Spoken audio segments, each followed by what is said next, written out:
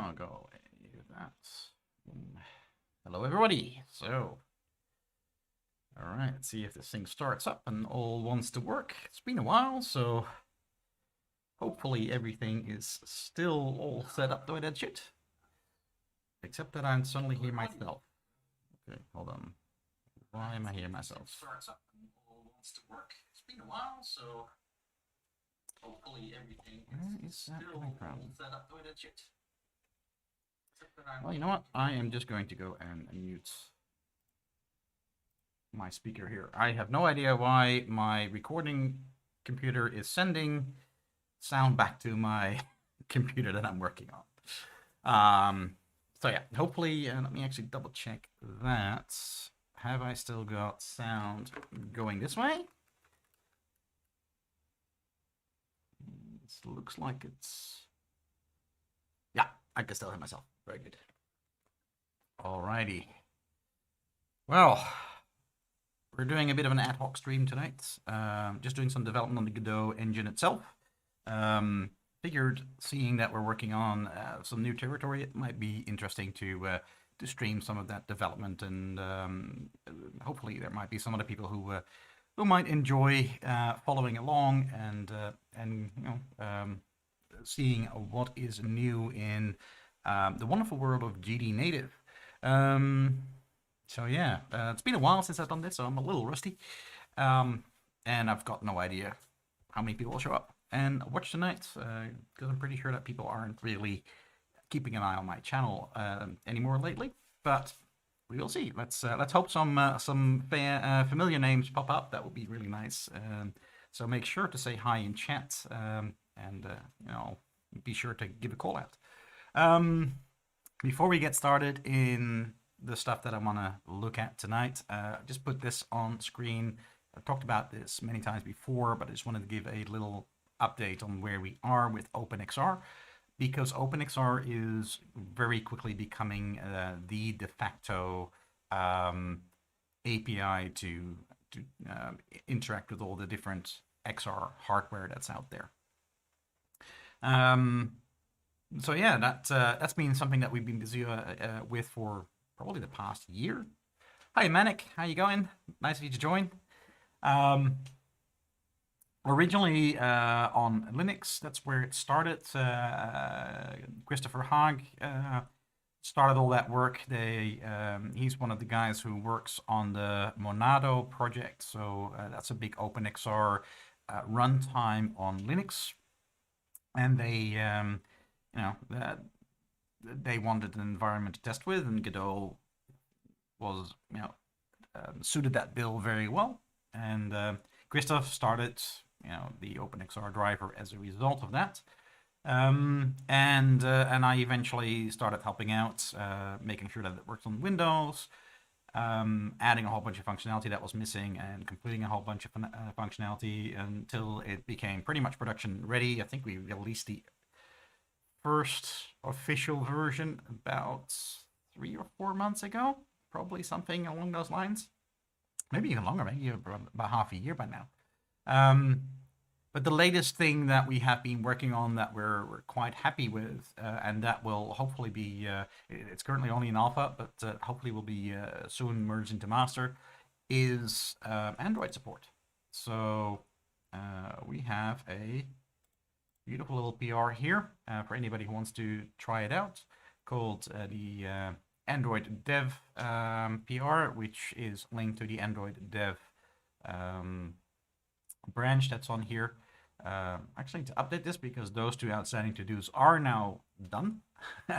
But yeah, the support right now is limited to quests, and that is simply because there are no official loaders on Android yet.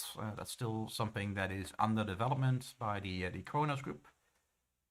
Yes, I am going to be talking about the GD extension system that Joan was twittering about. I'm doing a little bit of an introduction on Openxr, because that's something that I've been working on, and the thing that I eventually am going to be using GD extensions for. But we'll start talking about that in a minute. So yeah, so the Android build, we're still waiting on the Kronos group to do a Android loader, and hopefully once that is officially released, because I think there's one in beta at the moment, um, Oculus will also start using that so that we don't need to use their proprietary loader. That's currently the one that we have to use to run this on the Quest. Um, but we'll see, right? It's still pretty early days for running Openxr on Android. And of course, the moment that that exists, the moment that we have an Android, an official Android loader that we can initialize everything with, then that opens up the door for a whole bunch of other devices that are currently available through the Android operating system to offer XR support. All right. All right, well, Flame Lizard, very good. On the subject of GD extensions, that is well, I don't know if it's a rename yet. It sort of grew out of how things were set up. So I'm not quite sure if GD Native is going to stick, or keep calling it GD Native 2.0, which is the thing that has been named for a long time, or whether we are going to go down the route of the new name GD extensions. I am not sure what is actually going to happen there. That time will tell, I guess. But yeah, it's the new implementation of GD Native, where basically George Nen has been working on polishing up a lot of the GD Native work on the Godot side of life. And in doing so, and in getting feedback from the community, and John getting involved and sort of going like, okay, I want to do these things all this time, or support these things all this time, they eventually came to the conclusion that it would make more sense to just take all those lessons learned from the very first GD Native implementation and just build a new implementation, just build from scratch, and re-implement everything that we have. So the GD Native implementation in Godot 4 has been broken for the last couple of months, which has been a little bit annoying, but that's just the way these things work.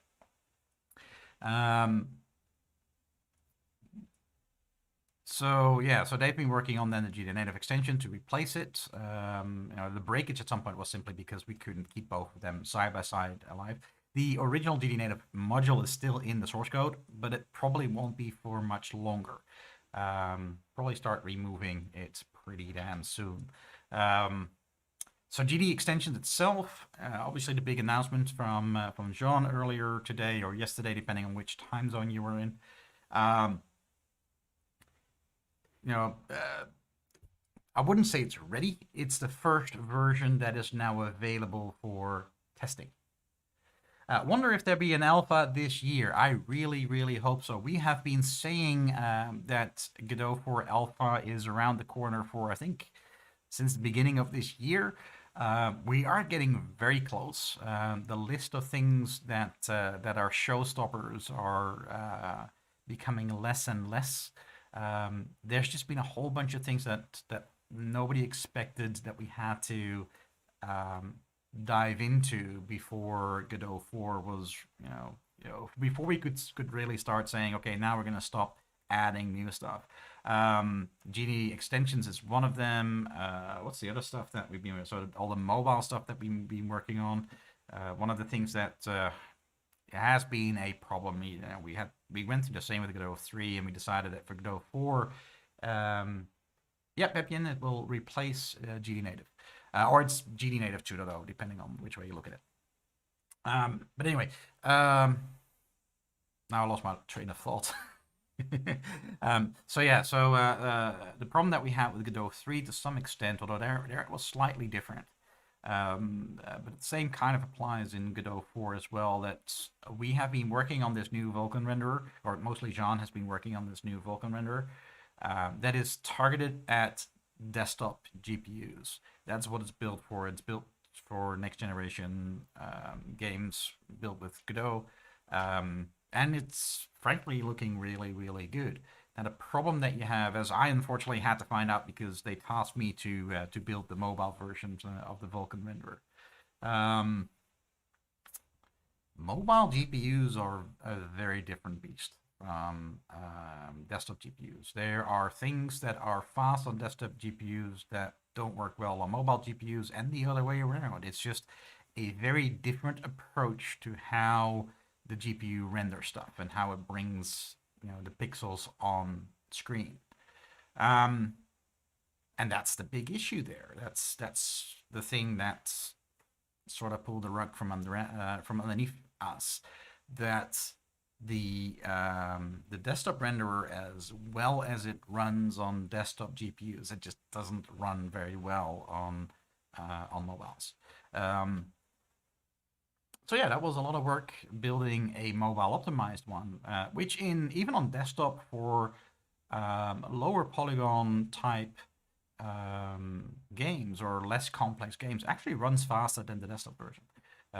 There's a balance there between, if you want to go all out and you want to use, the new SDFGI, and you want to, use all the options that are in there to really create these complex 3D worlds, then the clustered one, the desktop one, works a lot better than the mobile one. But for smaller games, the mobile one actually outperforms the desktop one, which is, you have to, sort of weigh it up and see which one's best for you.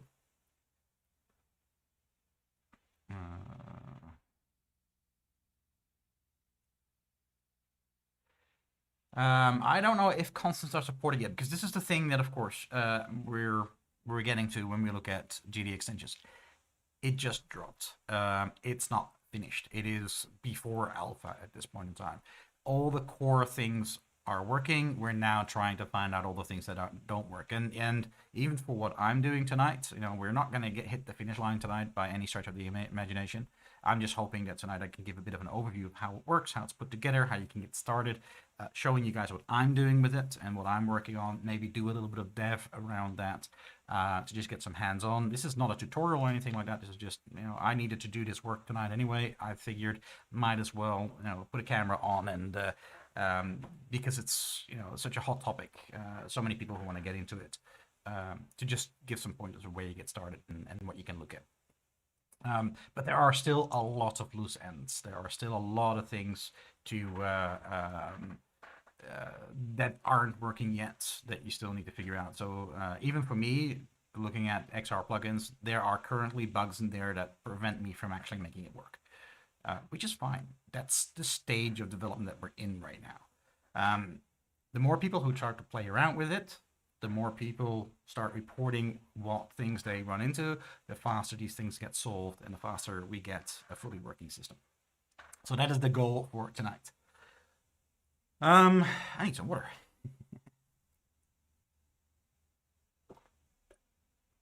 All right. So Openxr, yeah, that's all that I wanted to talk about with Openxr. Just a simple fact that we're now at a point where on Godot 3, we are supporting all the different platforms. The Android support is basically working. It just needs to be merged in, and we need to do an official release, which probably will happen within the next 3 or 4 weeks. And the next big step there is porting the Openxr plugin to Godot for using the new GD extensions thing. I always leave the live streams up on YouTube. So YouTube automatically leaves the, unless I tell YouTube not to or hide the thing, which I never do, all my live streams stay on my YouTube channel. So that is something that I've been doing since I started streaming over a year ago. And I'm sorry I haven't been streaming much lately. Life sort of gotten ahead of me, and even now, I'm doing this stream ad hoc. I'm planning to do hopefully some more as I work on these things, but I'm not setting any sort of schedule. It might be a week from now, it might be a month from now. I can't guarantee anything there. I just wanted to take this opportunity to start looking at this. All right, so when we're looking at GD extensions, we have most of the changes that we need all merged into master. And that reminds me, actually, I better, while we wait for all this, I better update my master because it's already a day old. So I'm just going to go and pull master from the main repository. Boom. What was the branch called again?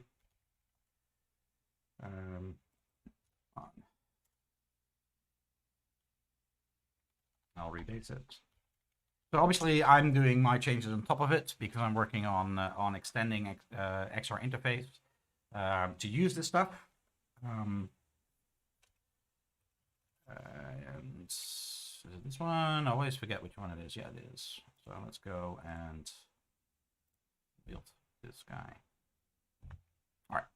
So while that's building, we'll go and have a look over here. So the official repository Godot engine, Godot CPP, is still based on the current GD native. And if you look at the pull requests here, I think there is, it might have been closed already. Yeah, I think it's closed. I think then close this one because he was working on a GD native.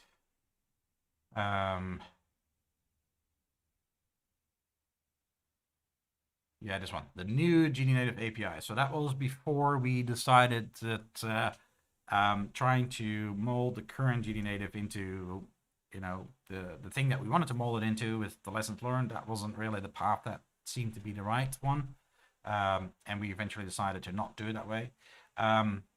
So there currently isn't a PR yet with the new version. And that is simply because we're not ready for it yet. We don't want to... I think this thing is so separate from the current one. We're even contemplating whether this is going to be a new repository. We don't know yet. So we will see. But you will find it if you go to Vanen's personal GitHub page. On the Godot CPP tree, you will find a branch called GD Native Extensions, and that is our new GD Native version. How do I have tabs in command? That's not command, that is Windows Terminal, which is a free app from Windows. It's actually open source. It's on GitHub, but you can get it from the Microsoft Store. So that one, there we go. I've already downloaded it. I'm already using it. I've been using it for the past week or two, and I love it. I wish I had gotten it a long time ago. Now, one of the nice things about this one is we go to settings. Is that you can actually set up these different profiles. So there's the first four are standard, so you can have a Windows PowerShell in there, normal command prompt. This one actually is only there, I think, if you install the Ubuntu on the WSL. And I have no idea why I've got an Azure Cloud Shell, but the one I'm using is this one, which is just a clone of command prompt, and it starts up my VCVARS batch file so that I can actually use it. So, but yeah, I can highly recommend using that one. It's a really nice command shell.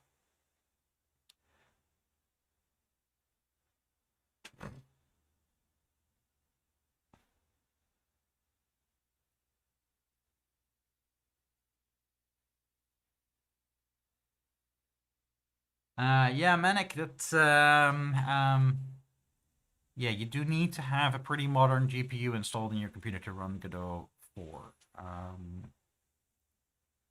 So I don't really have much recommendation for you there. Unfortunately, that sort of comes with the territory of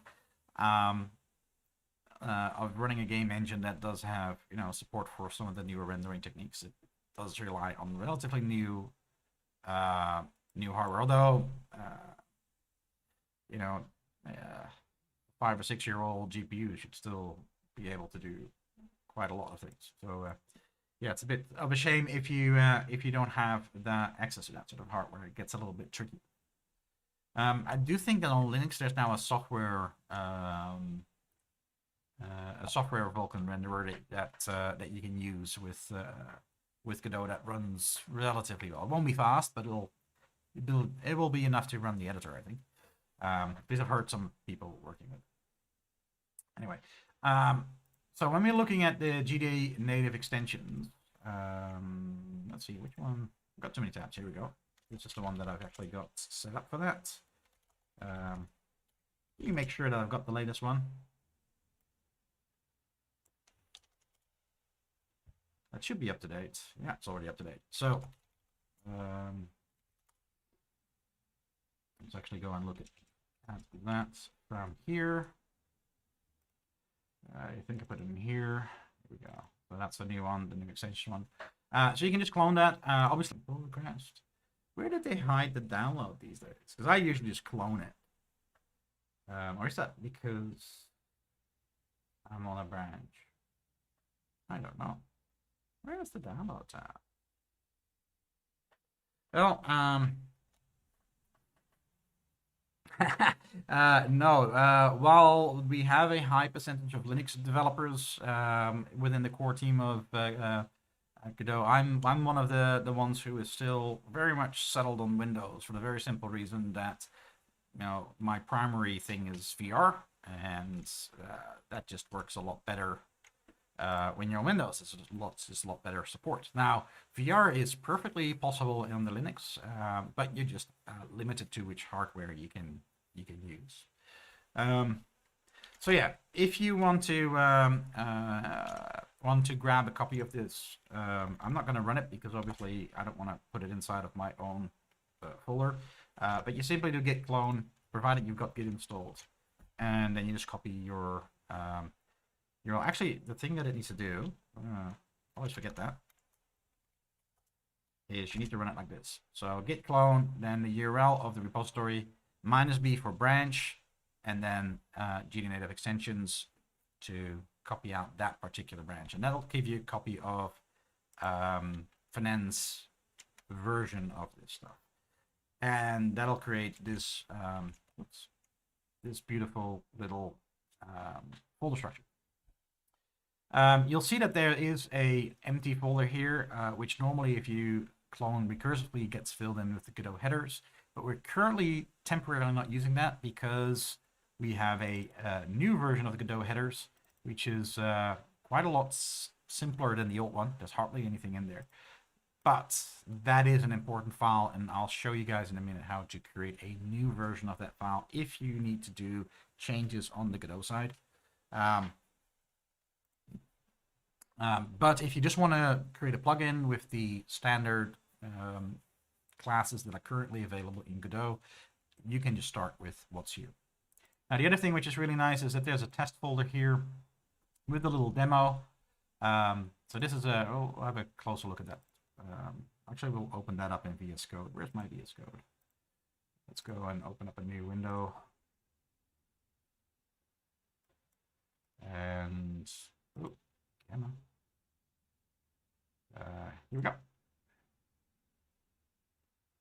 There we go, it's in VS Code. Let's go and close a bunch of these things.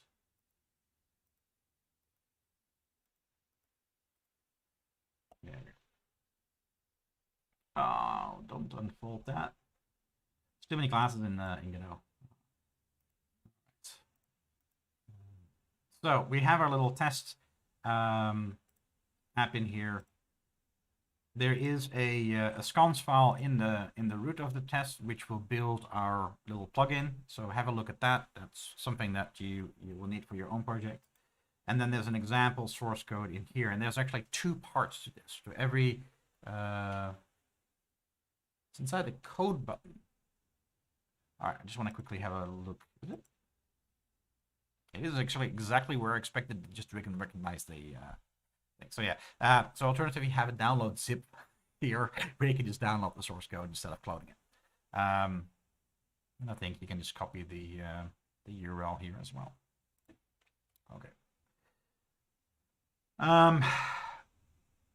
So there's two parts to every plugin, or a minimum of two parts of any plugin. And the first one is these two files here, registertypes.h and registertypes.cpp. This is exactly the same for anybody who's written modules in Godot itself. Exactly the same principle. This is where you put the code where you register the classes that you add.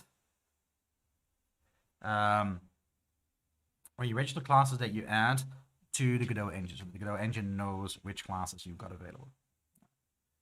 When Godot 4 releases, can I make VR project in C# that deploy on Quest, and does the Airlink workflow work? so that I don't have to build every time. In theory, yes. So we're not there yet. That's the thing that I'm hoping to work on in the next couple of weeks. So on Godot 3, we now have the Quest plugin, or the Quest support working on the Openxr plugin. We've had Quest support for a longer time with the native VR API drivers from the Quest. For Godot 4, that still needs to be ported.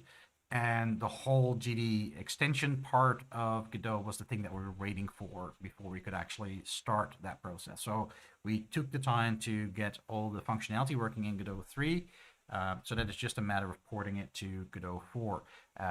And hopefully in a couple of weeks we'll have a working version, and then there's obviously having to start to optimize everything and make sure that it works properly. As far as C# is concerned, I don't personally do a lot in C#. However, it shouldn't matter. C#, the way that C# is implemented in Godot, anything you can do in GDScript, you can do in C#. So the plugin sits, as part of the core system of Godot, so that whether you're using C# or whether you're using GDScript to write your game code doesn't really matter. However, the thing, of course, is that all the examples and stuff like that will generally just use GDScript. And that's just a matter of, balancing that, or, using parts of, because you can still use GDScript when you do a C# project. So you can still do part of the initialization there, or, port it to C#. There's a couple of guys on the XR channel of our Discord server, so the Godot Discord server, who are actually working with C# in Godot 3 with the Quest. As far as Airlink is concerned, that should in theory work. I don't have any experience with Airlink. I do use the normal link because I've got a Quest 1. So as far as Godot is concerned, it doesn't matter, right? Openxr runs natively on the Quest. Openxr runs on your desktop. On the desktop, it simply goes through the Oculus desktop runtime through the Oculus client, and it is the Oculus client that does all the work to pretend to the game that you're actually running on a desktop headset instead of on the Quest itself, connected through cable or over Airlink. Whether there's something extra that needs to be done with Airlink to make that work, I don't know. I just don't have the experience, but in theory, it should just work.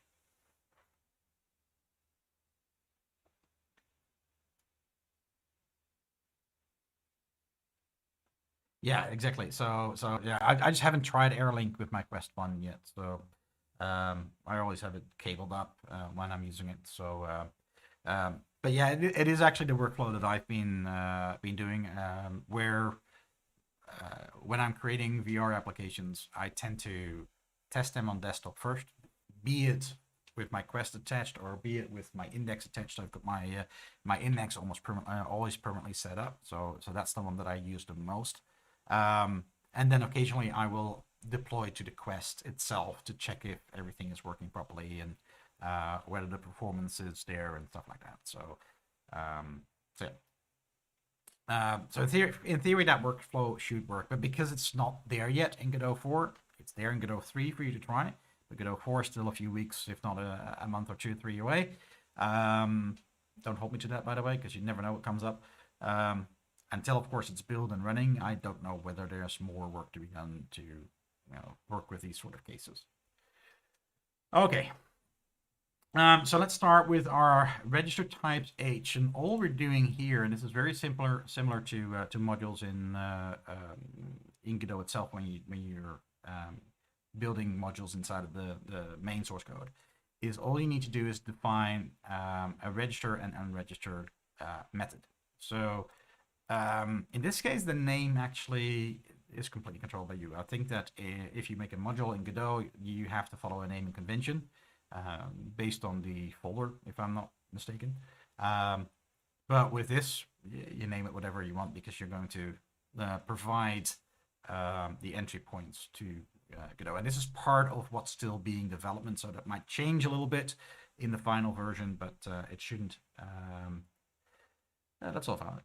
No problem derailing. That's what happens during these streams.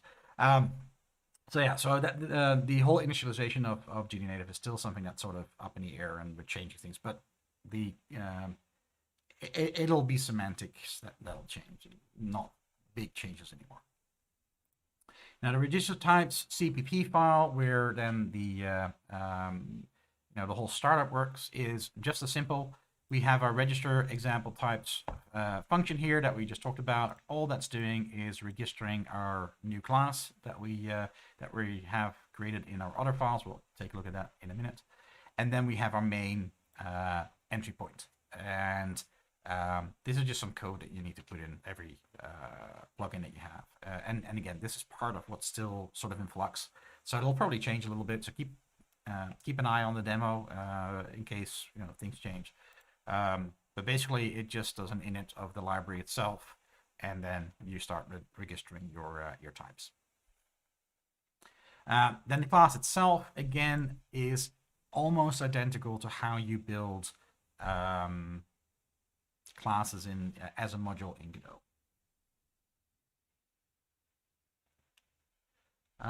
Yeah, absolutely. Obviously, I'm just doing this stream right now just to sort of introduce where we're at and what we're doing, and just showing what I'm working on. I think that the GD extension system needs to bed down a little bit before things start being written in the blogs and being written on the documentation.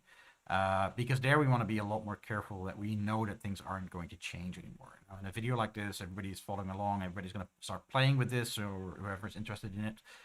People start getting their ideas about it. But if then things change, it's not so bad because it's going to be followed up with, with other things. And the same for me as well. I eventually am planning to do a tutorial on this.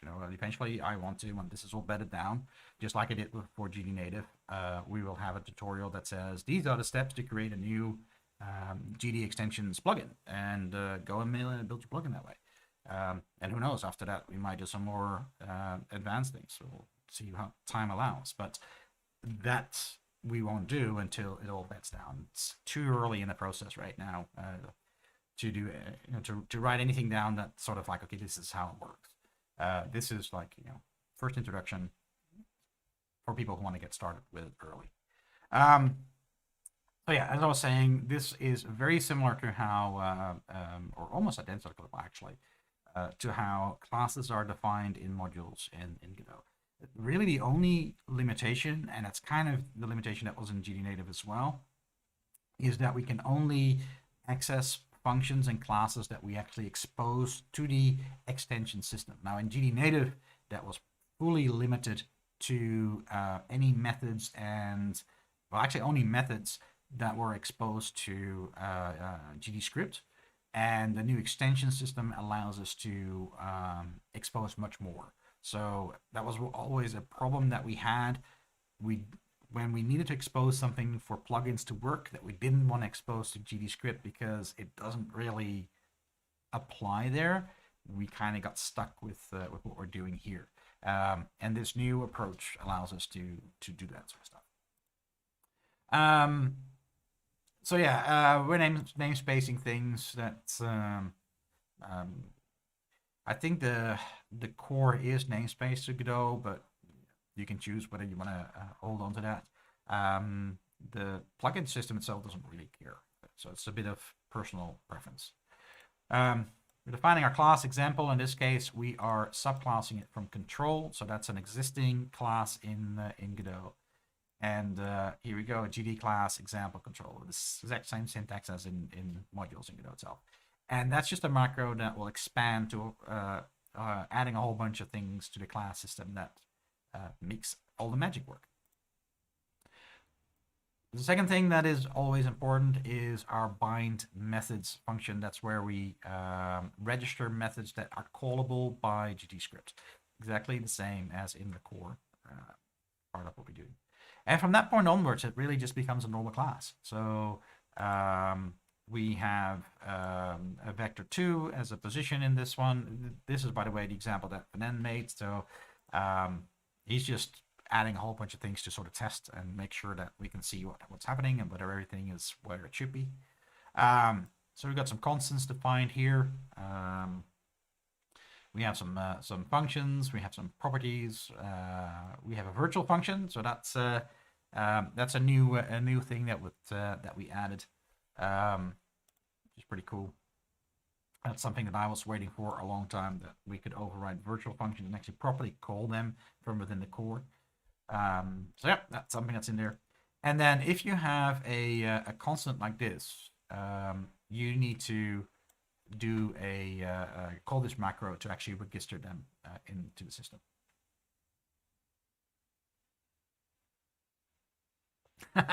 Well, it's good timing, Hector, that you actually catch me live after I've actually been absent for a few months. So yeah, good timing.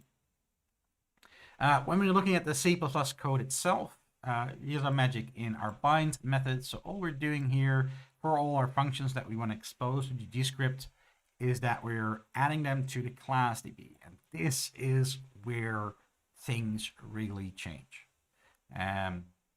We did the same thing with GD Native, and we do the same thing in core modules. The difference is that the old GD Native system, stood apart from the class DB system.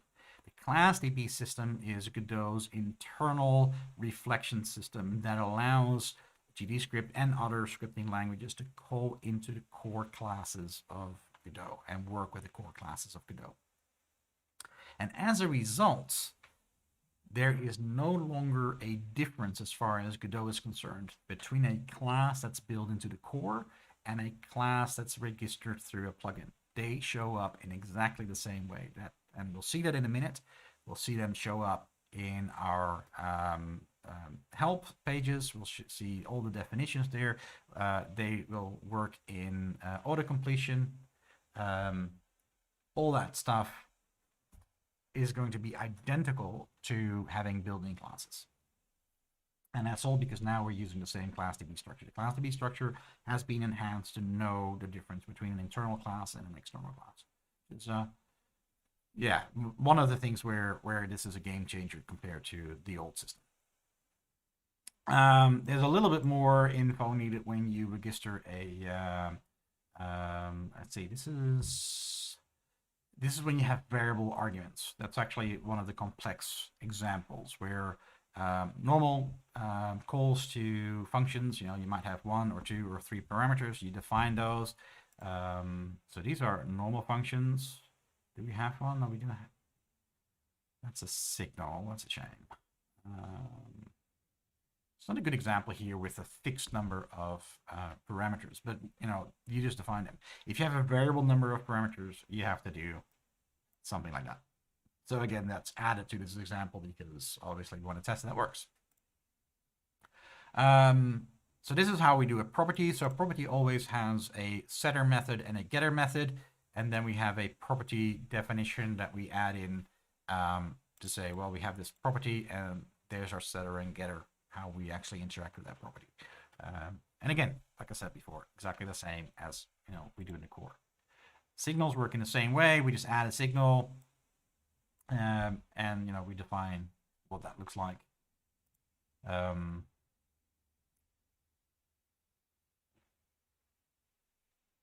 just thinking about why do we have a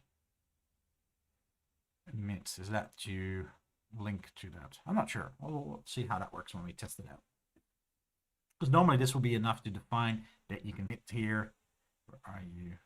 Emit custom signal. Yeah, that's just a function that actually emits that signal. It's just a test whether emitting the signal works. So it's just that line that is important. That's how you register a signal that you want to be able to send out. And then, this is also pretty standard in the way that Godot works in the core. Is there's a bit of synergy. Why does it always close my file?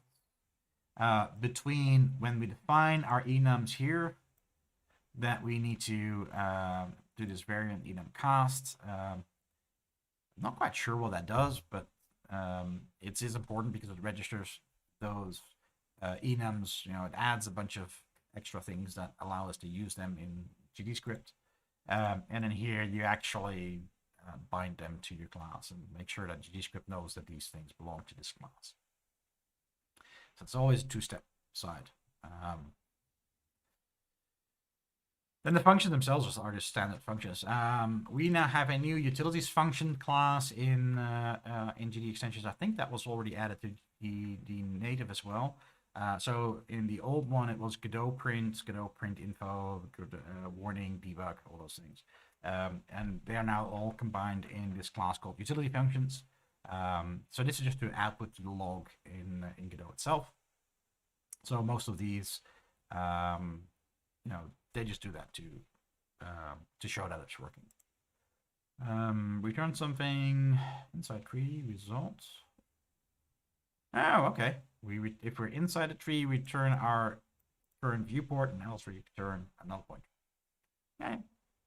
Oh, it's a way to test it. So this is just to test if multiple arguments work. So yeah, it just prints that we've sent a certain number of arguments there. We got our test for our signal, and then our custom position setter and getter functions to make that work as a property.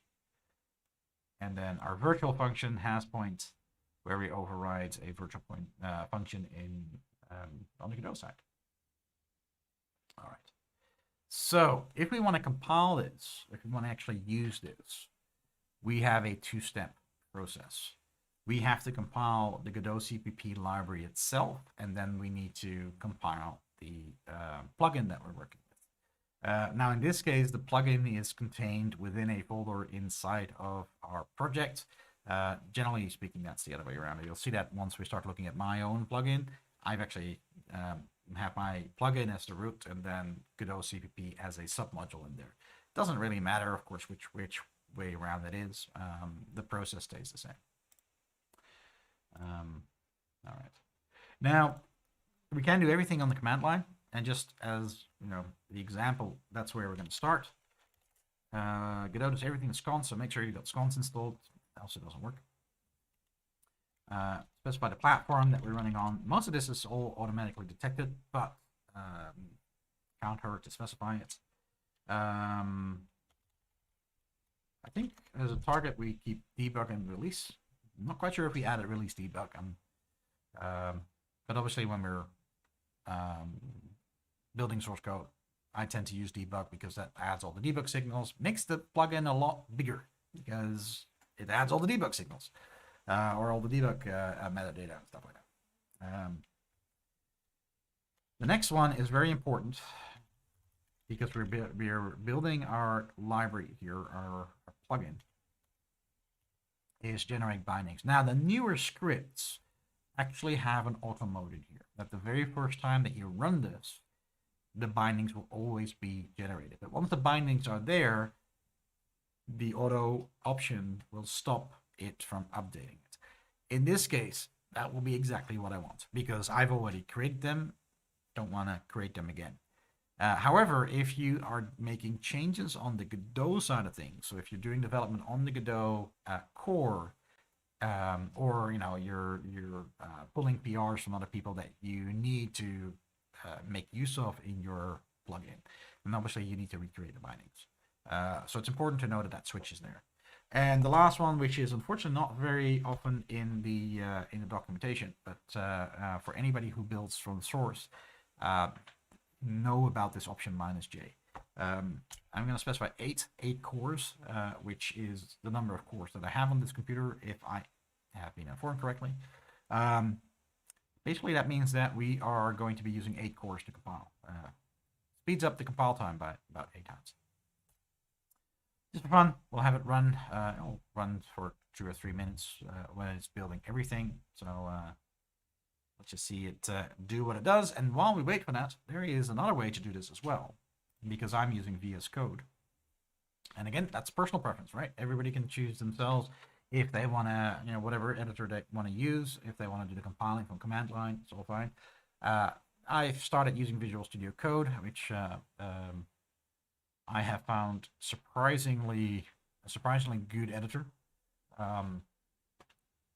So yeah, if you're looking for an editor, I can recommend it. Now, VS Code has this ability to create a VS Code folder, and inside of that you can create JSONs to configure stuff. I need to remember to actually put this onto as a link onto my stream here. But I have a bunch of things on my paste bin. And you can see that I don't use paste bin that often because I immediately get lost. Where do I see which folders I have? Because I know that it's obviously over here. But I want to see where are my folders? Oh, I have to go through this now. It's a shame.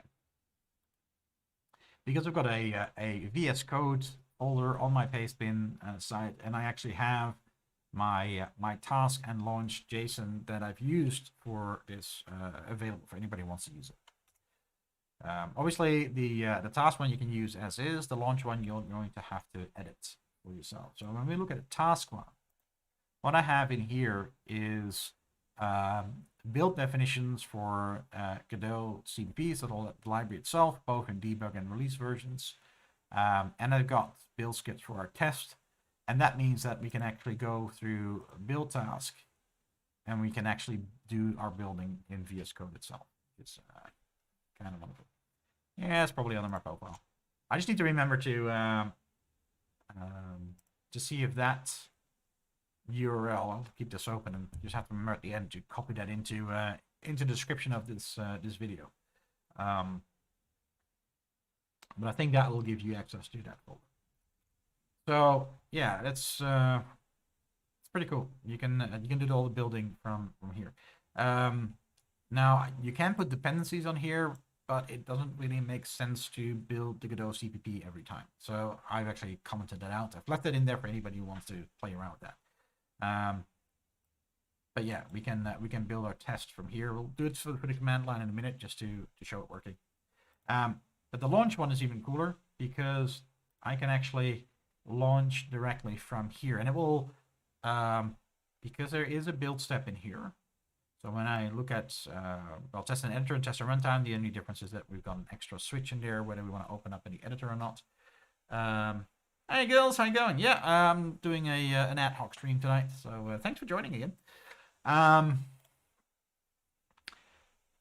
So one of the things that it does here is it does a pre-launch task, which is build debug. So the moment that I run this, it will first build my plugin, then it will start Godot, and it will start inside of my my demo. So it completely, starts up, and we can put breakpoints and everything, and we can step through code. So yeah, very handy to have, very easy to set up, and away you go.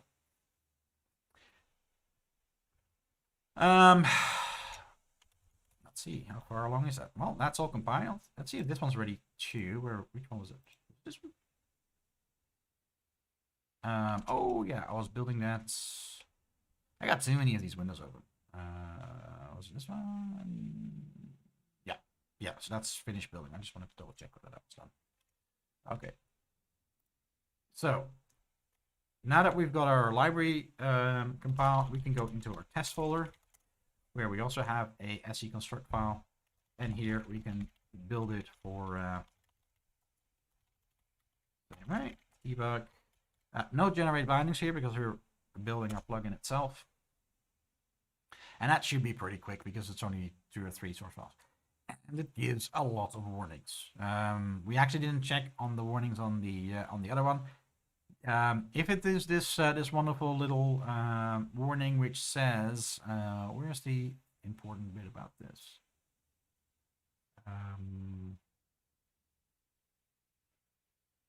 That's just a /t change. Am I mixing up with another one?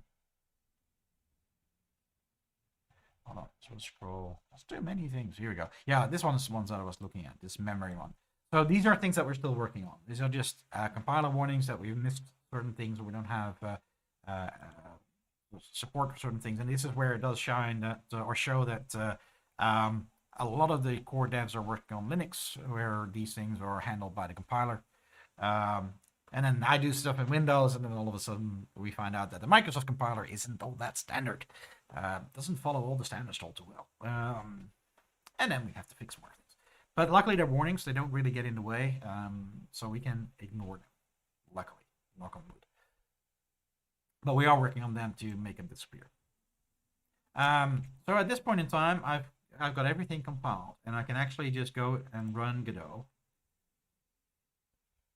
and I can go into my projects. Do I have it in here? I don't, because I always start it through the run. I'm actually not going to do it this way, because like I said, I've got it set up here. So if I just do test and editor, you can see that it quickly rebuilds my plugin, even though there's nothing to do. It should probably say that there's nothing to do. Yeah, it's up to date, so it's happy. And then it will start the same copy of Godot. Takes a minute. There we go. But the really cool thing is we're now starting up with the debugger. Come on. Today. That's the one downside of doing it this way, is it does take a little longer to start for some reason.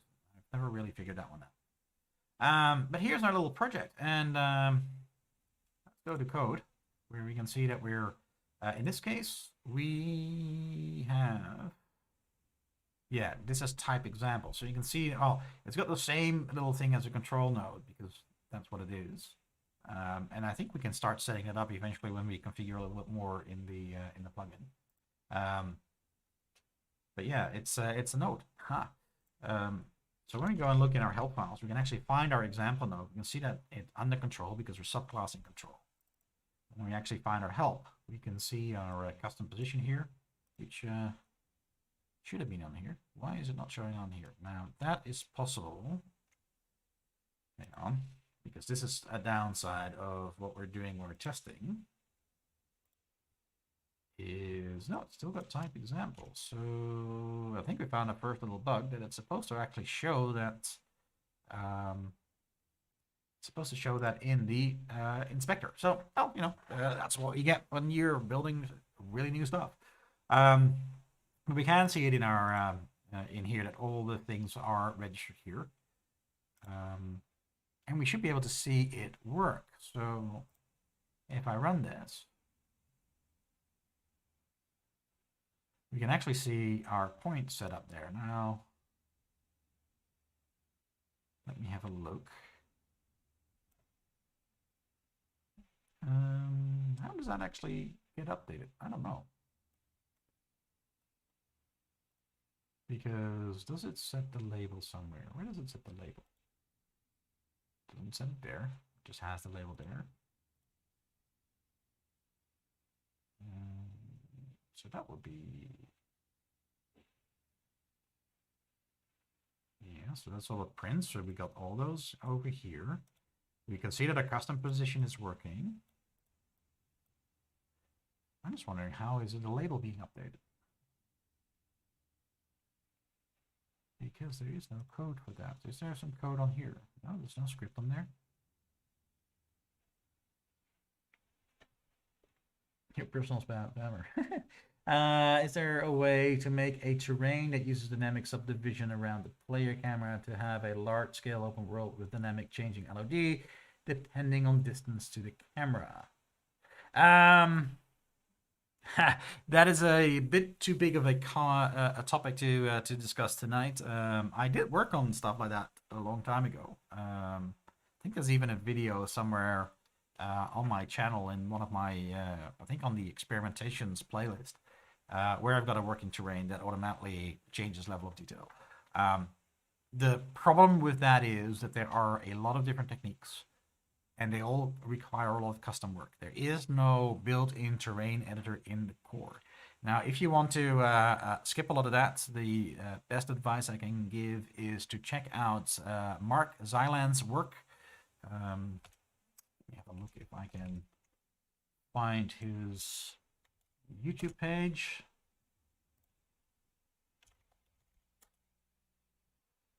Yeah, so here, Zyland Productions. So he's got a whole bunch of things where he's showing of his terrain logic. So that's a good starting point. But yeah, definitely not something for the faint-hearted to look into. But very doable if you want to spend the time on it. But yeah, a little bit too much to go into tonight on stream. I do want to handle that at some point in time. It is somewhere It is something that I've been wanting to look into for a long time, or get back into, I should say, because I've done plenty of experiments with it.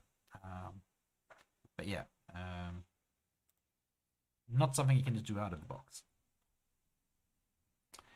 What were you doing here? Oh yeah, so I was trying to figure out why this label was being updated. So I don't know, actually. I'm not sure where the code is coming from that does that.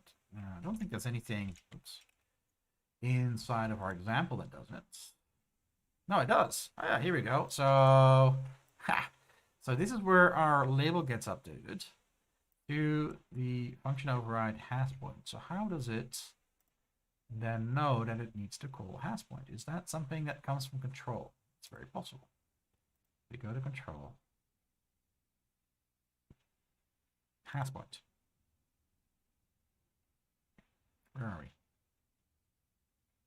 Okay, so the click doesn't work too well.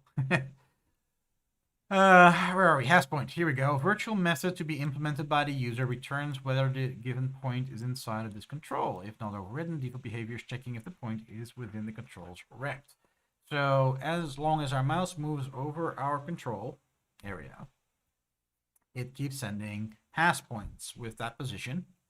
And because we have implemented that on our little control, it runs that little bit of code, gets the label. So obviously it assumes that we have a label as a child of our example node, and it updates it. So that's how that label got updated. That's pretty cool, actually.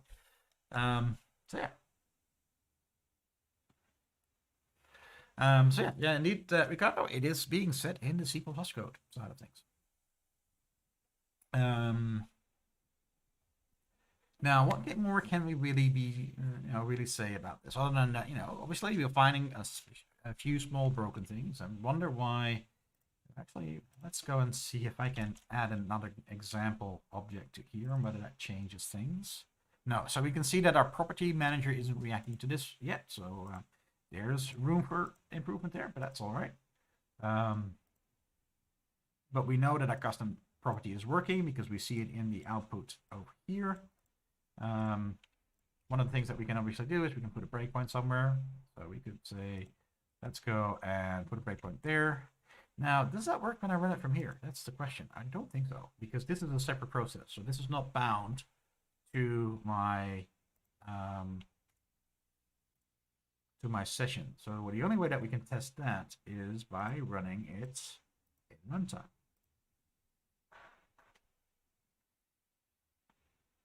And now our log should be coming into our console, I think.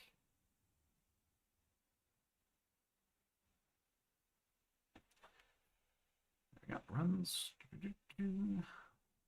Boom, so we can see that simple func, that was the first one, that's already being called. And now our simple constant func is being called, and we hit our breakpoint. So with it all set up like this, we can actually test everything and step through our code if we want to do all that sort of fun things. So yeah, pretty cool. Pretty happy about that. Oh, and we have our click on our button. So I actually want to have a quick look at how that's set up, because we saw the part in our plugin itself. So we had a normal method which was called emit custom signal, which is going to do the emit of the signal. Yeah. We had our signal definition that is only in here. So we're defining that we have a signal. And that should mean that on our button here, that's probably the setup with, no, it's not. Do we get that? Oh yeah, here we go. Connect custom emit signal. All right. Why? Oh, because we wanted to put some parameters there. Okay. Because I was wondering, why aren't we just doing... Oh, we're not even allowed to select that. That's interesting. Yeah. Okay, that's why we're setting that up in code. I thought we could hook that up directly, but obviously not. But we can see here that our button up signal is being connected to our emit custom signal. So that just triggers calling that method. So that can be called anything we like. We are sending these parameters through. So when we are looking at we have a name and a value. So the name is button and the value is 42. And what we're doing at this point in time is we're emitting our custom signal. And our custom signal should be linked up. Well, you see it over here, custom signal, string int. Okay. And all that we're doing here is we're connecting that to our on signal. So that one, you should be able to link up. So why aren't we doing that one like this?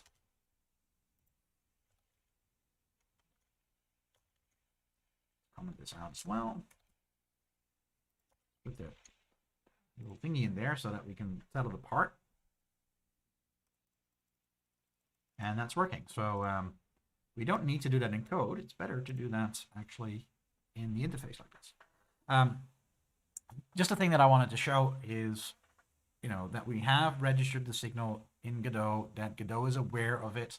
It exposes it in the same way that it exposes every other signal in the system, and you can work with it the same way. So really the only thing that we're missing right now, and again, I believe this is a bug, this is something that should be there, is that we don't see our custom point property in here. That there should be a section here for our example control with that property there. We can see that our property is working, else we wouldn't be getting the output that we have over here. It's just not showing it in the inspector. So there's obviously an issue around the inspector.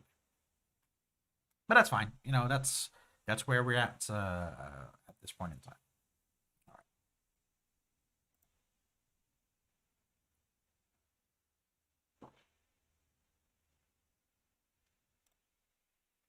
All right. So that is in a real quick nutshell the test project that Venan made as part of the Godot extensions module. But I'm currently working on doing the enhancements to the XR side. Oh, Emilio, yeah. That's definitely something where you can improve that a lot for sure.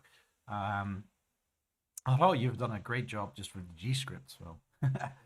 All right. I'm just going to close this off, and we're going to look at what I'm working on right now as far as the XR interface stuff is concerned, because that shows us the other side of this as well. Because what we're doing there is we're taking a class in Godot and we're extending that class so that we can properly work with it on an extension.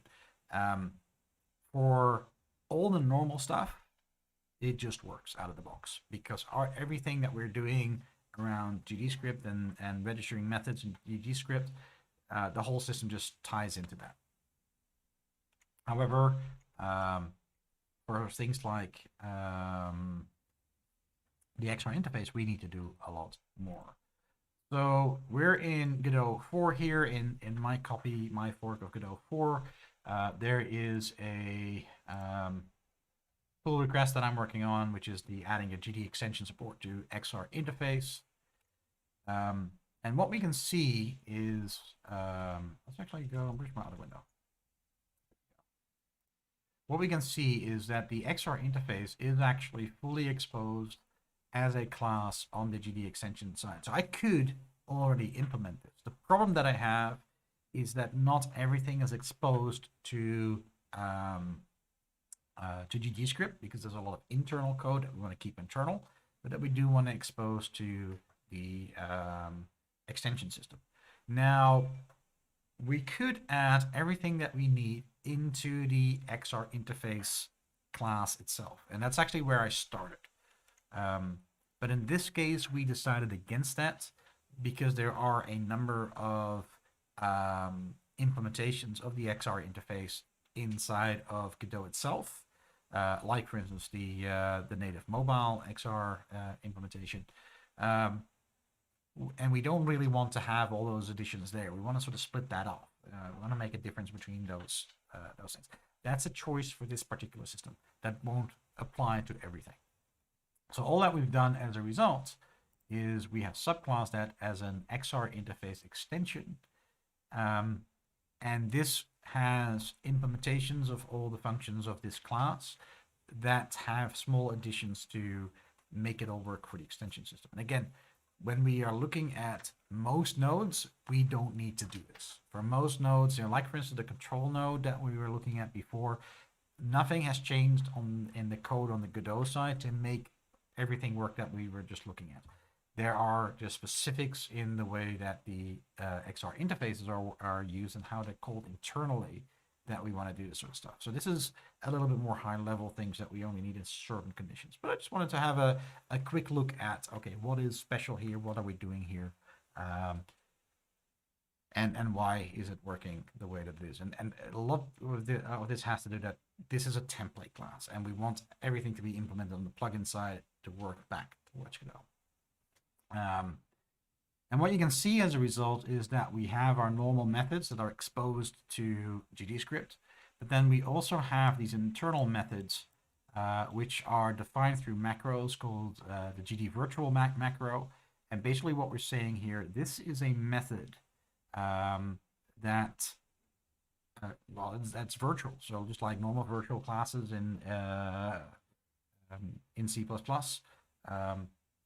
they're meant to be overridden and implemented on subclasses.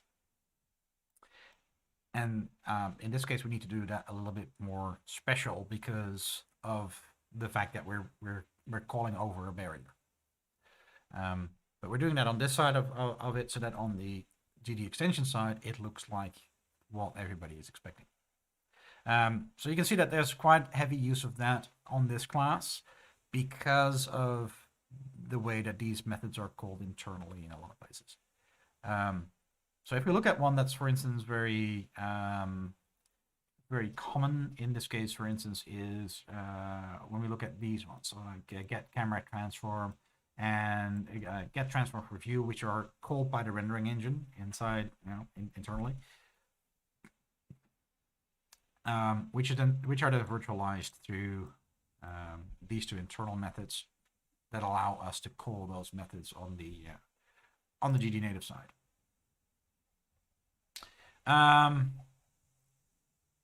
In our bind methods, again, like we saw on the GD extension side, we also have the same principle in Godot itself. We define all the methods that need to be bound to external systems, be it GDScript, be it GD extensions.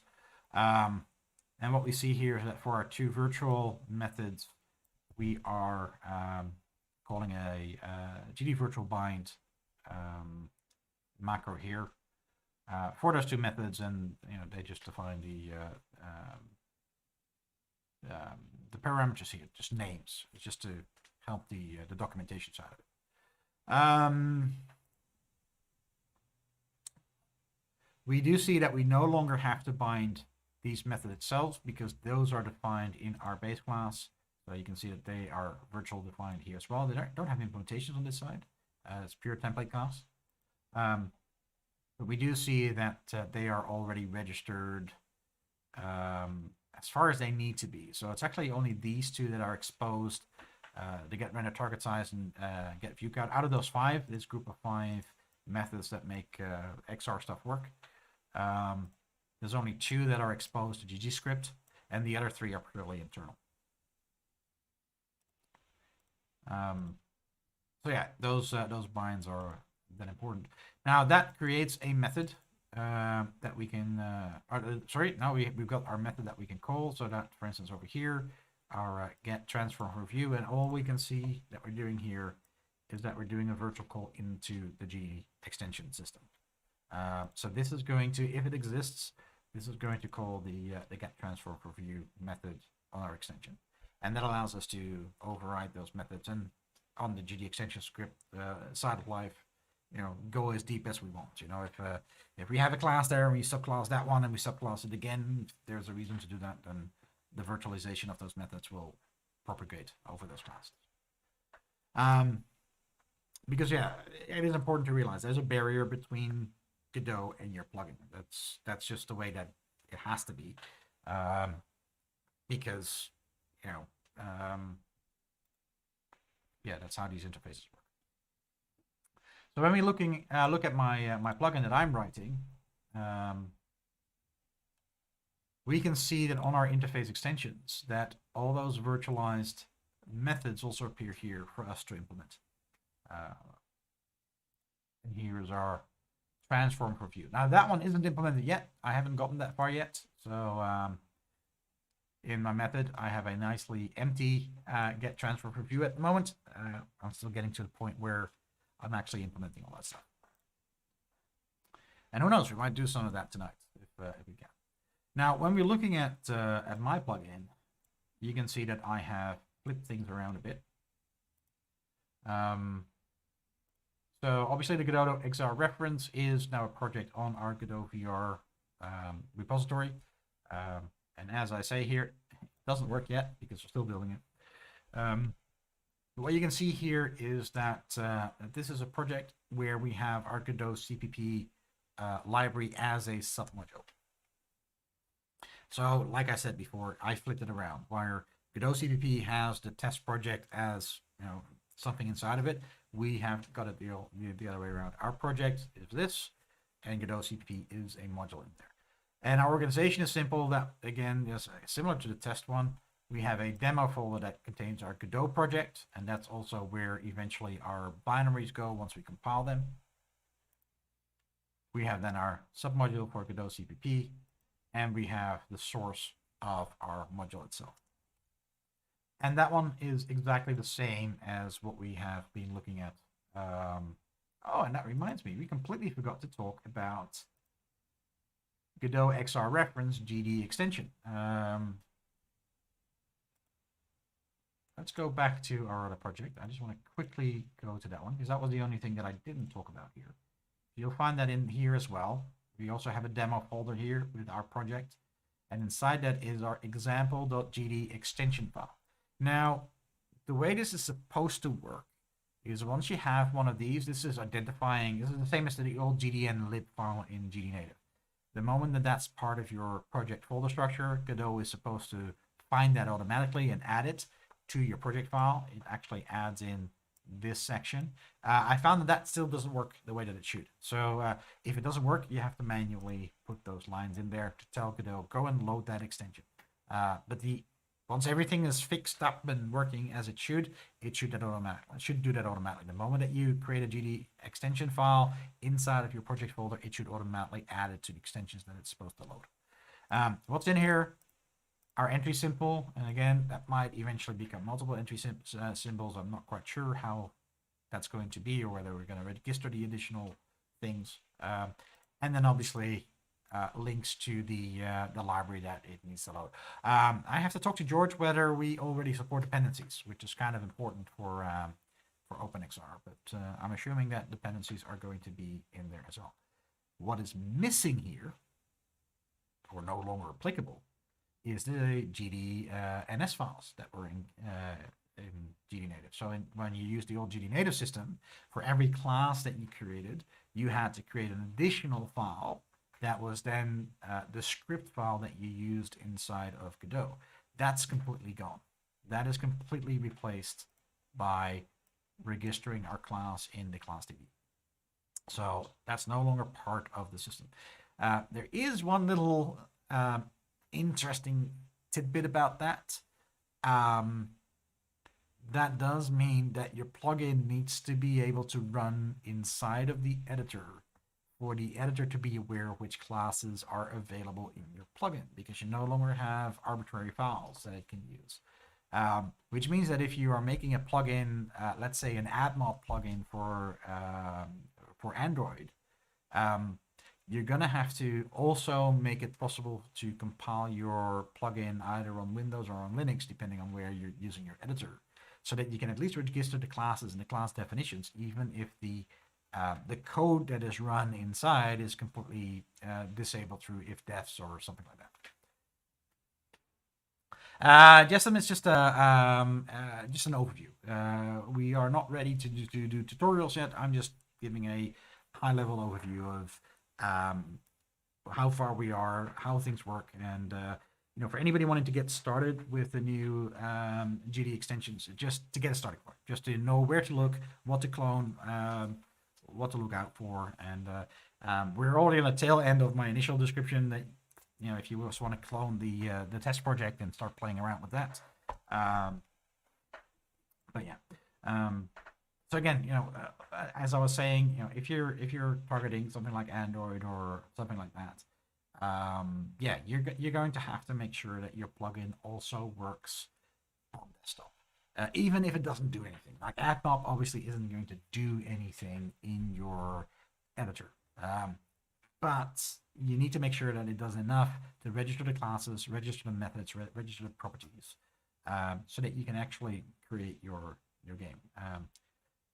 And it's a small price to pay, in my opinion. It's it's just a matter of disabling your code if you're not building for Android. Oh, that's the other thing that's really important. At this point in time, there is only a complete definition set for compiling on Windows and Linux. Godot CPP itself, I believe the scron setup can compile for Android, but I don't think you can compile the plugin itself yet. Obviously, that's all also going to be in the works. I definitely need it because my Openxr plugin needs to run on Quest, which is Android, so I need to make sure that all works. But it's not set up yet, simply because we haven't gotten that far yet. All right, so yeah, be aware of that GD extension file, which is the replacement for the GD and lib file. Which gives us our entry point. So that needs to be the same name as that method here, example library init, and we define our libraries. And again, hopefully also dependencies. That's not in there yet, but I'm sure that will come. And I've done the same thing here, right? The only difference is I have now got my demo project here, and as I do with all my plugins, I have a folder called add-ons, and inside there is a folder for my plugin, and inside of that then is my GD extension file, and obviously all the other files related to this plugin. Inside of that is also the binary, so here we can see that my DLL is compiled into the Windows 64 folder here, and eventually we will also have the Linux version and obviously the Android version and Godot as well. We have our entry point here, and when we then look at our source code, we find our register type here, and we find our XR reference library init here, which again calls that same init function here, and then register types. And like I said before, and I know I'm repeating myself, but I think it's just important to repeat this. This will likely change. It'll stay the basics of this will stay the same, but they're basically, if I've understood correctly from John, one of the things that he wants to move away from is this singular place of registering types, because there is a flow to when you want to register certain classes to extend the Godot engine. This is coming from how GD Native was used, where we're really purely interested in making nodes. But the whole new GD extension system is also meant to, like for instance, one of the things that we're talking about earlier today was implementing physics systems this way. So we have the core physics system in Godot, but then Bullet would be a plugin, and physics would be a plugin. And so we could support all these different physics engines by making them plugins. The thing is, if we want to do that, we want to register those plugins much earlier in the initialization process of Godot. So there's going to be a point where, which is this point, where we open up our library, where we load our library, but we will then have different points in time where we register the classes depending on where we are in the startup code of Godot. And the same thing with shutting down, right? When Godot shuts down, you have an order in which you want to clean up and do all that sort of stuff. That's still being worked upon. So while in essence this all stays the same, we will have a register types with registering those classes, but we might eventually have a register system types and a register physics types and a register no types or something like that. You know, who knows what it will be. So in principle, it will be the same, but there will likely be more of these entry points being registered. So expect that to change. But for now, that's the way that it is. The rest will, evolve in the next week or two. So the only class that we have here is our XR interface, which is subclassed from our XR interface extension. Again, our class definition, also important, our bind methods, and then I've got just my normal method definitions here, which are currently pretty much unimplemented because I've only just started on this stuff. You can see that I've copied the code from Venen here and just commented it out because I haven't got any new methods and properties to add, but that's one of the things that I'm really excited for. This was always a problem that we had with all the different XR plugins, is there is a certain amount of stuff that you want to capture in the core and make sure that every plugin implements the same entry points so that they are interchangeable. But there are also things that are unique to a platform. And when we're looking at our Oculus plugin and when we look at our OpenVR plugin and our Openxr plugin, we've had to create all these support classes to sort of do things that really belong in the interface itself. And we can now extend that properly. We can add additional methods. We can add additional properties. So if you, for instance, go back to here and we go to, so this is our Godot 4 source code. And this is actually what my reference implementation is eventually going to be. So the reason why I'm creating a reference implementation, by the way, instead of immediately dropping into Openxr and converting that to this, is I want to have the simplest XR plugin possible as an example for anybody who wants to build XR plugins. That's what the reference implementation is for. And it's going to be a version of this guy, mobile VR. So inside of the core, we have got our mobile VR interface. This is like the most basic VR interface that we can have. And all this does is present a stereoscopic image with lens distortion. And because it's targeted at mobile, it does some 3DOV input based on the gyroscopic sensors of the phone. So if you run that on Android, or you run that on iOS, it has that stuff coming in. I don't care about that part of it as far as the reference implementation goes. All I want to do is copy the rendering part. So the whole goal is to convert this most basic of basics interfaces into a GD extension plugin. And that's what we're doing. Now, what we can see here is, for instance, that we have all these properties here. Do I have them over here? Here we go. All these settings here, which are not part of our core interface. I'm able to do that here because this is a core class. I can add those as additional properties. And when we are in, let me actually quickly run this into the editor.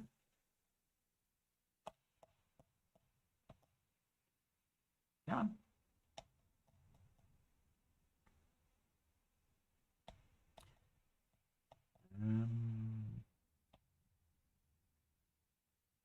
Oh, I should have started that from the other place. Oops. That's why it took. I was wondering why it's taking so long, but I'm actually running for the compile of Godot itself, and it's luckily finding that it doesn't have to do anything. Else it would have been busy for a little while.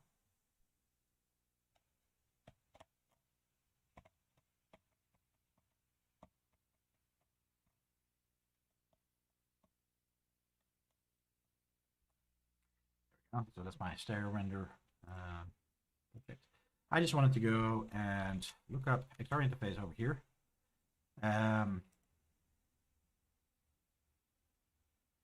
Where's my mobile interface gone? Why is my mobile interface not in here? Probably because I'm filtering on that. So I should have just looked for our interface. Now I've got them all together. So here's our XR interface.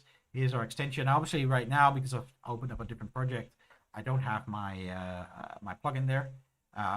but I've got my WebXR interface in here, so that's the one that we use when we're on WebXR. That doesn't work yet on Godot 4, it only works in Godot 3.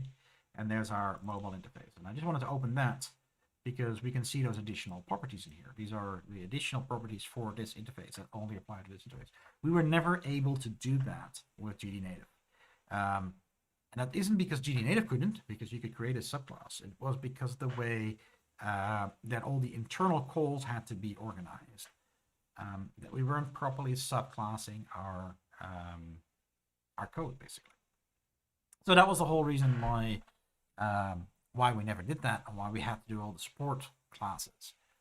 And the GD extension system now allows us to properly subclass those. That's pretty neat. I'm pretty happy about that. That brings us to another important subject. So as I was saying, we've created our XR interface extension class in Godot itself. That's what we're subclassing in our plugin. But that's inside of my beautiful PR that hasn't been merged yet. And when we are looking at our Godot CPP site, or our original one, we have that extension API, which contains all the metadata for all our classes in Godot that we want to be able to extend in GD Native or in GD extensions. That doesn't contain my new class. So we need to build a new one. And of course, we have a command line for that. So in our Godot 4, if we go into our bin folder, we have our Godot Windows Tools executable there. We build, and there's this beautiful new switch, which unfortunately isn't in the help yet, or I couldn't see it. So where's my README? Am I in the right place? I'm not in the right place. Am I? No, I'm not in the right place. Here, where's my README? My memory is terrible. Here we go. Dump extensions API. So there's a new switch called Dump Extensions API. API.json. And that creates a beautifully new. Why is it not merged? Because we're still working on it. It's not finished yet. So that's why it's not merged. I'm still, I've only started on this yesterday. So take a few days before it's finished. So that's how you create a new one. Now this obviously is only something you need to do if you're creating something new in the core that you then want to use in a plugin. So for 99% of you guys, you'll never have to run that. But it's still important to know that you have that command. That's how you create the extension JSON. Now, at this point in time, and I stress, at this point in time, you need to edit it. So if we copy that in place, copy that one. And I'm going to copy that into my projects. Where are you? Reference. So I'm just going to overwrite the one that's there. At this point in time, I need to edit it. And this is just to work around a temporary bug, something that still needs to be fixed. And we're simply going to find our class DB where it says that, and we're going to take the whole thing out. So I'm just unfolding that. Oops, unfolding that. I'm just taking the whole section for class DB out there. And that is because right now, today, this needs to be fixed, and it will be fixed.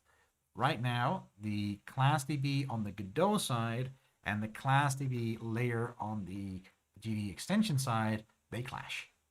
So if they're both in there, then you get compile error. Now, obviously, 99% of the time, we don't need the Godot side of class DB inside of the plugin. So that's why it's relatively safe to remove for what we're doing right now.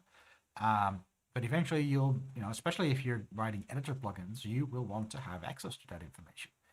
So that is definitely something that we're going to solve. But hey, it's still early days. It's only just, these are the things that we find out when we start using stuff.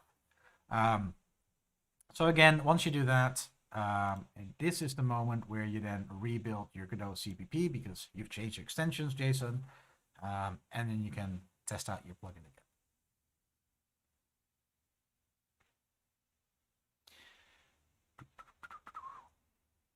Building. Unfortunately, that does take a minute. So yeah, what else can I talk about tonight? Because we've basically covered all our high level stuff. Um,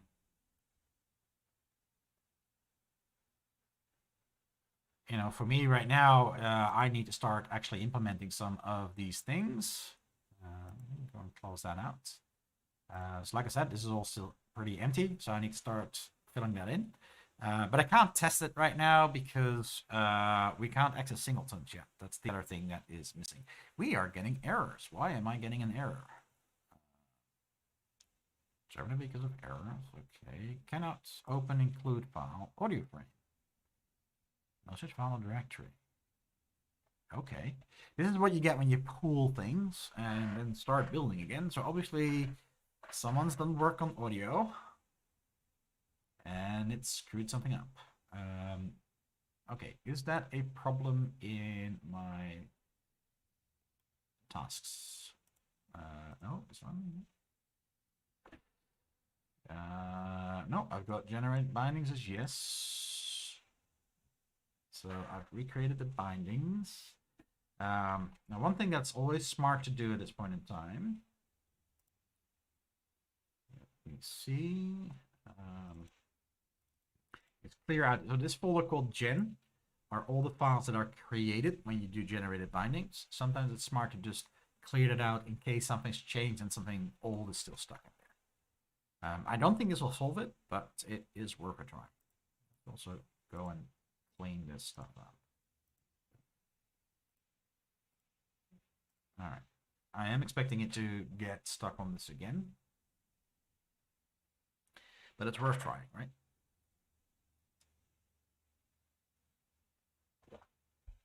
And also I'm going to have to figure out why the audio stuff is not doing what it's supposed to do.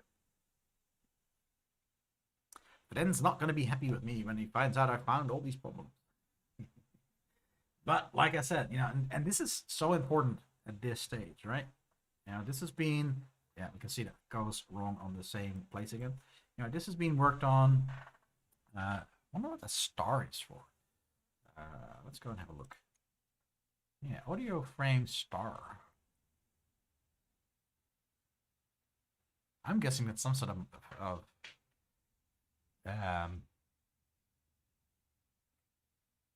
why would it be doing that?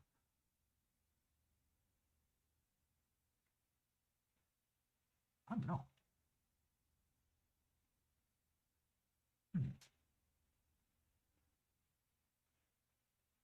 Is that coming from my source here? Yeah, I lost my train of thought again, which is always good. Not you. This is normal. When we just released this. This is still very much alpha, so we run into these problems. Oh, didn't want that. Let's go and find audio stream playback. Where would that be in? All right. That's good enough for me because now we can go to definition. There we go. Oh, look at that. Someone's already starting to work on this stuff. So we got our audio filter.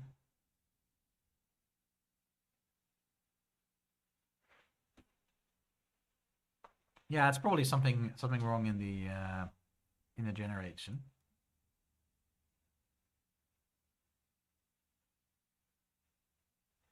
Your personal spammer, yeah, yeah, those videos just show off Xylan's work.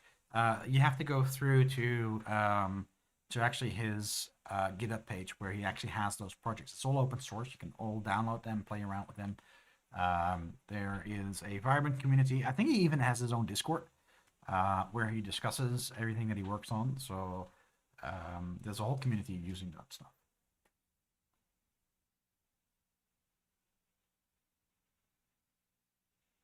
SMAX, what wouldn't you check in? Stuff that's not finished, because that is the whole, when you have a lot of people working together, that's the only way that you can share and have people help you out and stuff. So at some point you have to draw a line and say, well, this is as far as we can take it.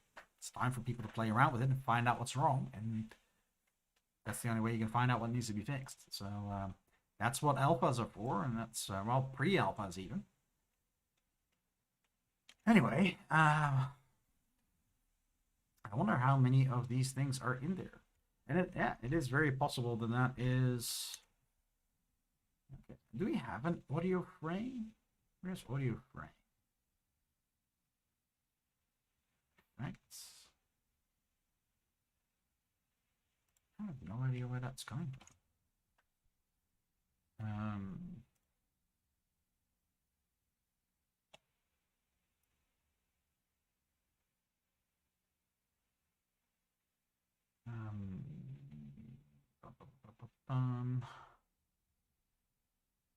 Where is it? Let's see, audio frame. So here we got audio frame. Where is that coming from? It's a structure that's in audio frame.h. Oh, is that why it's having problems?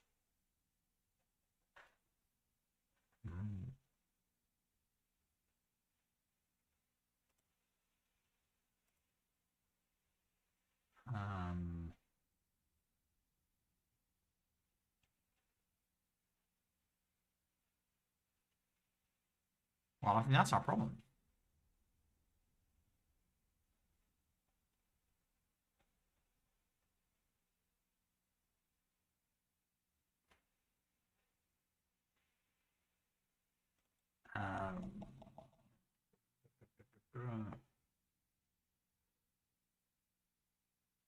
I'm going to have to talk with Fabio, I think, because that is indeed, that is the thing that they were working on today. I remember discussing that in, you know, well, for me it was morning, for them it was just, well, yeah, for them it would have been last night, I guess, because he wanted to start adding the ability to create plugins with GD extensions for this sort of stuff. But we needed a pointer construct for it. So I guess that's been added. The problem is that's now a class that's being included somehow. It isn't that far. I don't know which of these includes eventually end up including it, but that's a structure. So I'm guessing it's having problems with that, because that obviously isn't a class in here. Oh, these are HPP files. Hold on, I need to look in the right place. I need to look in my include file. So do I have an audio frame here? No, I don't. And that's because it's not a class, it's a struct. So are we using that here anywhere? Are we? Hold on, let's have a look. Audio frame, yeah. So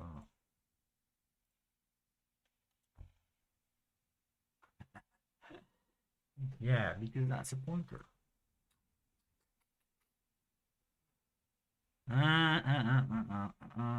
Well, I think I hit a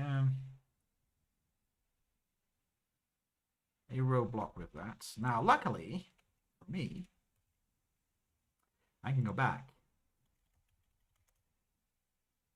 No, I can't, because that's part of the submodule. Yeah, well, I guess, well, lucky for me, it's night for me, and hopefully by tomorrow morning they'll have fixed this thing. But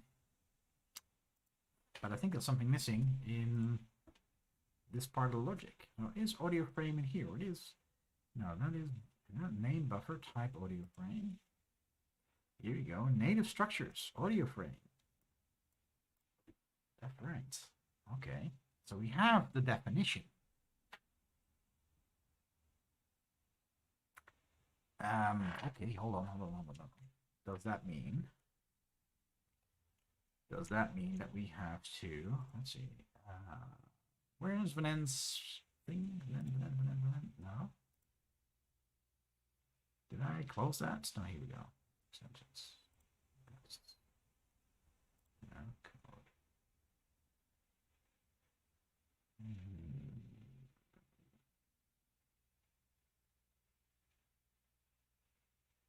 because I wonder if they've added, because it would seem logical that that would require a new binding generator. Because I don't think our binding generator knows yet about native structure. Let's have a look if there's some code in there. No, it's not. All right. There's a little bit too many forks to find which is Fabio's. Let's have a look.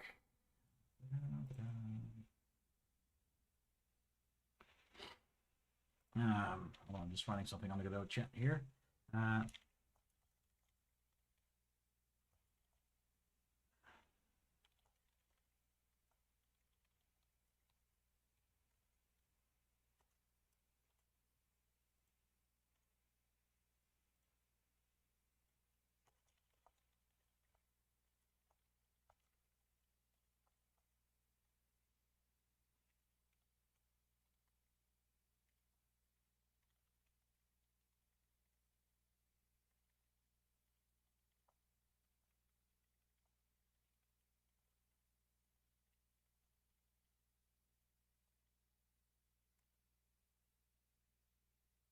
Well, let's see if anybody is around who can answer that.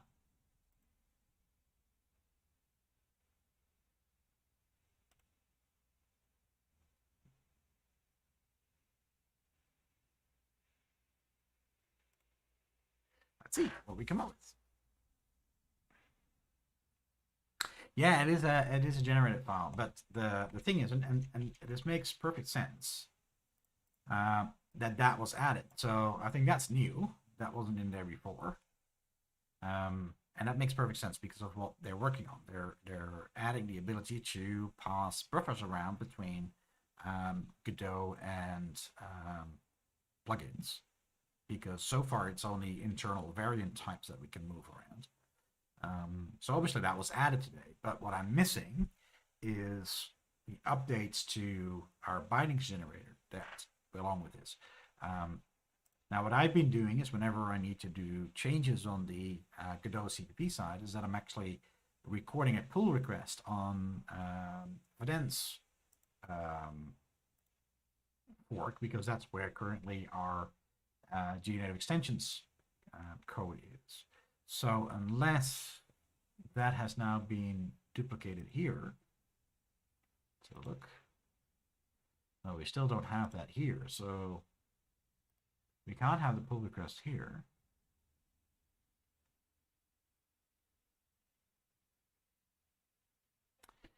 So I'm guessing that whoever added that logic in has got it on their personal fork, haven't pushed it into here yet. In which case, I don't have access to the changes yet, which is a bit annoying. That said, it is just a matter of getting a new copy of the bindings generator that actually supports this. And hopefully, oh, I guess Vaden answering my question, so hopefully Vaden has an answer for this.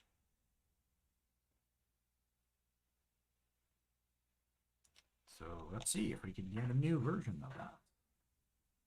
Also, I'm a little stuck in the water with this, which again, you know, it's almost bedtime for me, so I'm pretty sure by tomorrow morning those changes will be in there. So it's not the end of the world. It does stop me a bit in my tracks. That said, we have covered most of the important things on getting started with this stuff.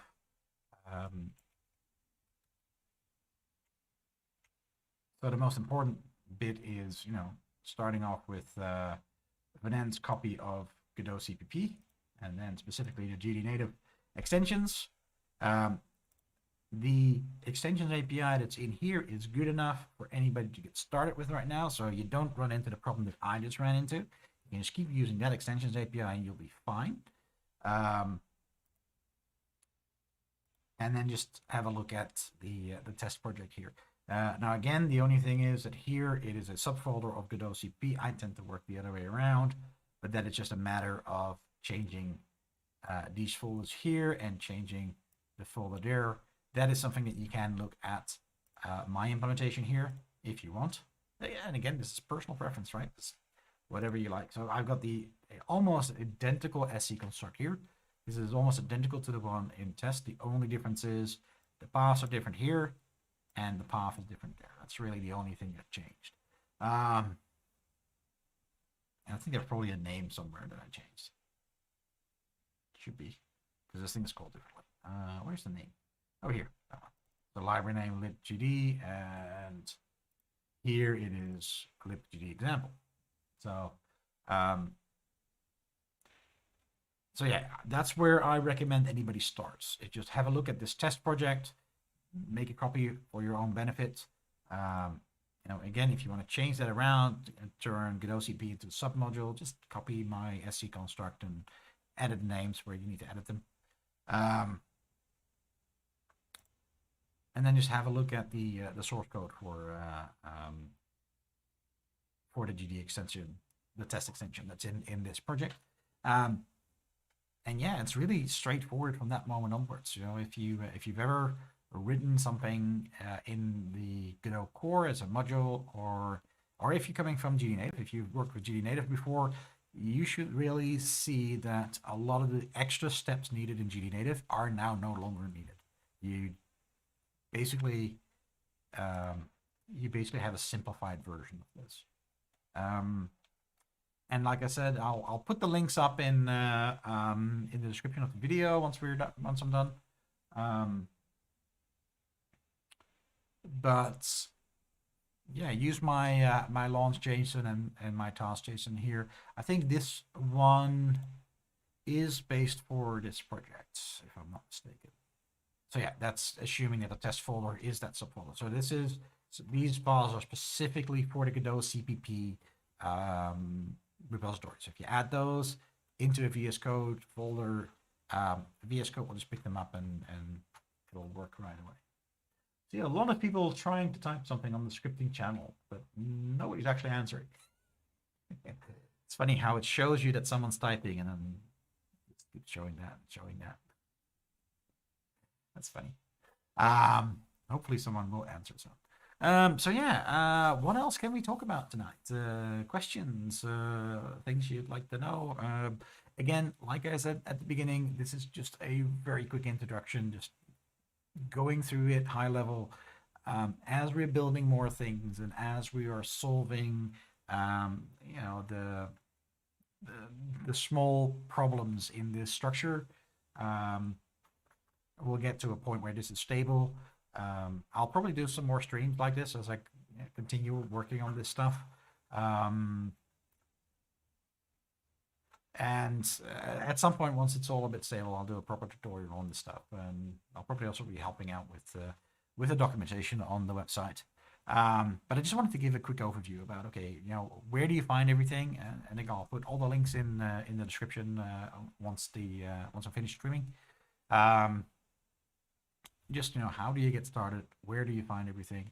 And just try and provide a bit of a high-level overview of, you know, this is how simple you now build plugins. It's really straightforward.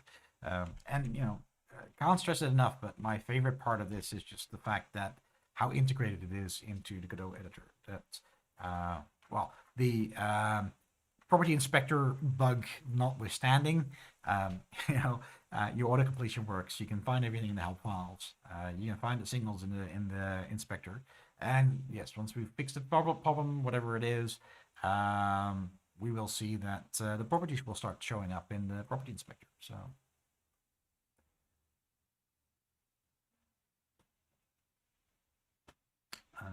yeah, I'm still waiting for someone to react. Still see people very busy typing.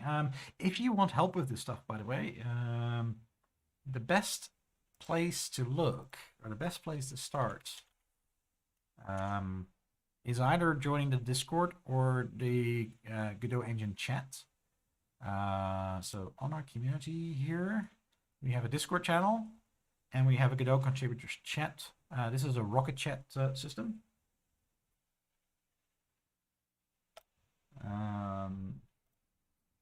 Hold on.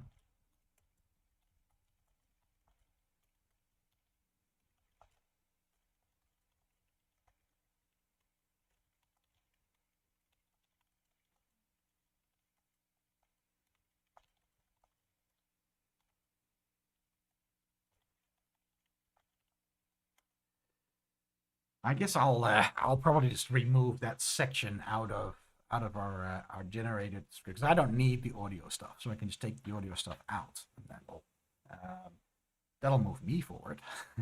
Anyway, as I was saying, so join the Discord or join the Godot contributors. I'm actually mostly active on the Godot contributors chat site. I am also on the Discord, but I'm usually only in the XR channels of the Discord server. But both of them have dedicated scripting and GD native channels where many of the core developers hang out. So, that's the place where you'll find the discussions on how this is being built and what we're doing with it. Actually, indeed.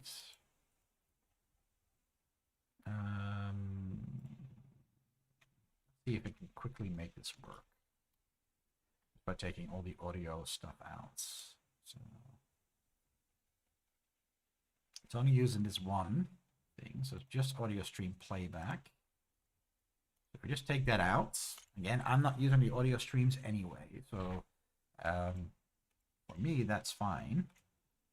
So now I just want to clear out our generated folder again. Now, hopefully we don't have something else dependent on this stream, else I need to remove a lot more. But, that's what I need to do, and that's what I need to do.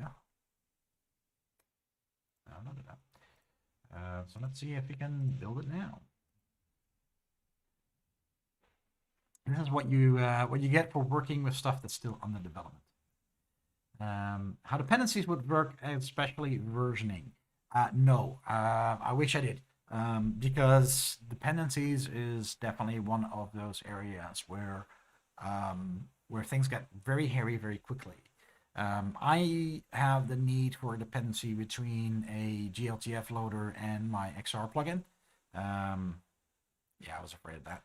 So now I've removed audio stream playback, and of course it's used by other parts of the system. So I need to probably remove a lot more. But yeah, or I need to push Fnen to actually add support for this. Yeah, why was that merged?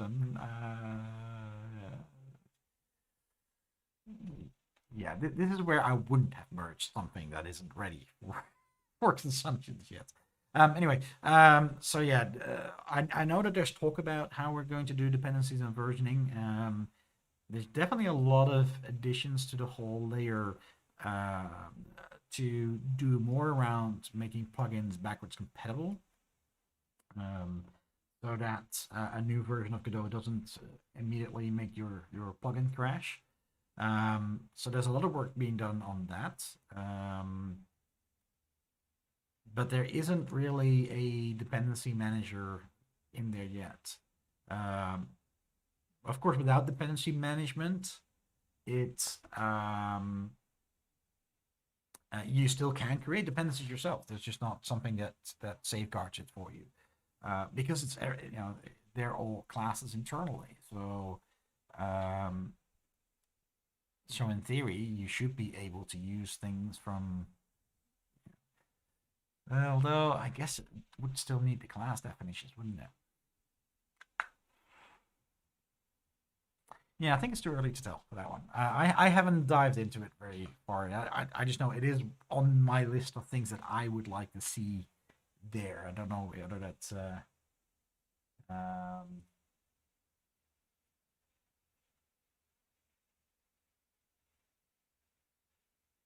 gonna have to answer that in a minute. So yeah. All right. Any other questions that I can answer before we call it a day? Else I'm going to start ending the stream, I think, because don't really have much more to discuss about this right now. Still early days.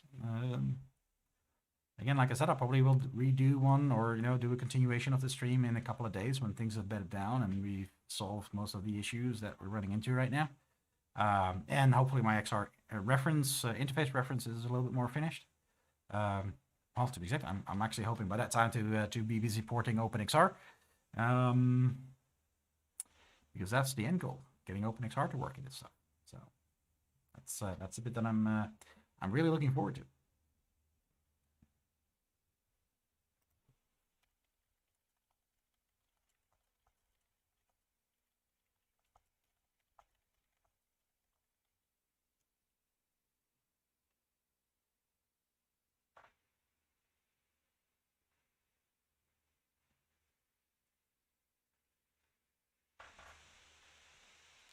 So, yeah. If nobody else has any more questions, give it a minute or two more because chat always runs behind a little bit. I'm probably gonna go and call it a night and get some sleep. What else can we discuss in the meantime? What could we address?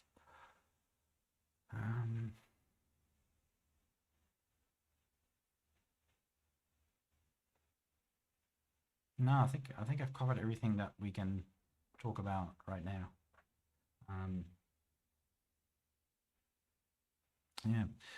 Yeah, don't build a new extensions API yet. That's that's I guess the main message here. And again, like I said before, you know, is if you just want to, why do I keep closing things? I closed it again. Yeah, if you just want to experiment with this, if you just want to make a simple plugin based on the existing classes in Godot, just use the Godot CPP one.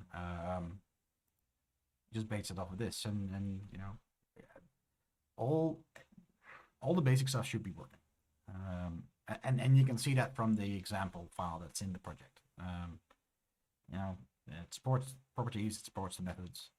The things that are failing right now are the new stuff. The things that we couldn't do before and that we're still working on. And unfortunately, I need those.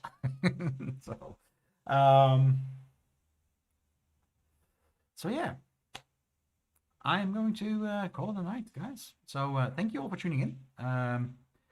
Again, I don't know when I'm going to do my next stream. I'm trying, you know, for the foreseeable future because I am focusing completely on core Godot stuff right now. I'm not working on any of my individual projects at this point in time. I just don't have the time. There's just too many things that are going on right now. My focus is completely on getting the XR stuff done in Godot 4, on getting the mobile renderer, you know, where I'm still involved there because, you know, obviously I'm moving on to doing stuff on the XR side right now. That's my focus. So streams going forward, I do want to do more because I've sort of neglected my YouTube channel and I feel really bad about that. So I want to start doing more things on my YouTube channel. Obviously, as Godot 4 gets closer to an alpha stage and hopefully soon to a beta stage, there will be things that I will want to cover on this channel simply as part of the work that I do anyway. Because, you know, that is part of my work at Godot, is actually as an educator, as covering some of the new stuff, especially around, you know, the XR side of life. But I am planning to do more of these sort of streams where I'm either looking at something that we built or that we're in the process of building as more something as a, you know, to get more people involved and to get more people, you know, give people the push that they need to figure out, okay, where do I start with this stuff? You know, if I want to do a GD extension plugin, there is no documentation right now. If you want to start with that, then, you know, hopefully I can do more of these sort of quick streams, going over this stuff and getting people up and running. Because the more people that work with this, the more feedback we get, the quicker we will, you know, solve all the rough edges and, you know, make this a good experience. So yeah, that's where I'm going to leave it tonight. Subscribe to my Twitter. That's usually where I announce when I do these things, because, you know, they'll always be pretty last minute. And hopefully I'll see you guys on the next one. So thanks for joining me, and yeah, good night, everyone.